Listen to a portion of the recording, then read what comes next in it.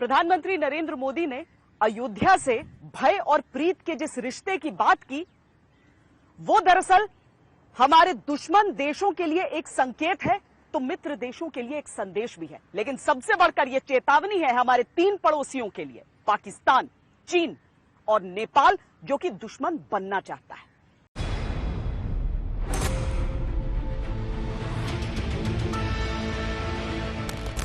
एक तरफ शत्रुता पर अड़ा चीन और नफरत का खंजर लिए खड़ा पाकिस्तान है, दूसरी तरफ भ्रमित नेपाल है, बीच में श्री राम की संस्कृति को धारण किए खड़ा भारत है।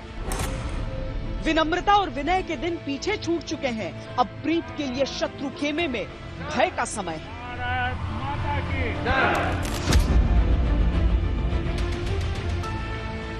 ये भी श्री राम की नीति है, भय बिनु होई न प्रीति।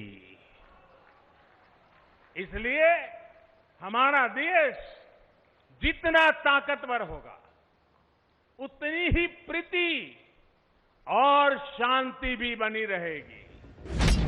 भारत की शक्ति का भय चीन में है तो अच्छा है।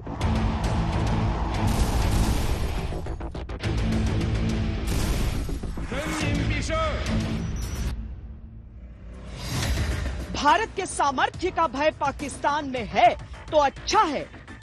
हमारी मंजिल श्रीनगर है, इंशाअल्लाह मंजिल हमारी नजर श्रीनगर पर है, और ये कश्मीर हाईवे जो है, इसका नाम इंशाअल्लाह हम रख रहे हैं। 5 अगस्त से इसका नाम हो जाएगा श्रीनगर हाईवे। ये वो शाहराह है जो हमें लेकर जाएगी श्रीनगर तक इंशाअल्लाह। भारत के संयम का संकेत नेपाल समझ ले तो अच्छा है। नेपाल के बिना भारत की आस्था भी अधूरी है। नेपाल के बिना भारत का विश्वास अधूरा है, इतिहास अधूरा है। नेपाल के बिना हमारे धाम अधूरे, नेपाल के बिना हमारे राम भी अधूरे हैं। अच्छा है कि भारत से शत्रुता का भाव रखने वाले कुटिल पड़ोसियों के सीने में भारत के शौर्य का भय बढ़ने लगा। That India government adjust its policy towards India, towards China, and change its stance on issues related to Taiwan, Xizang, Hong Kong, and South China Sea to put pressure on China.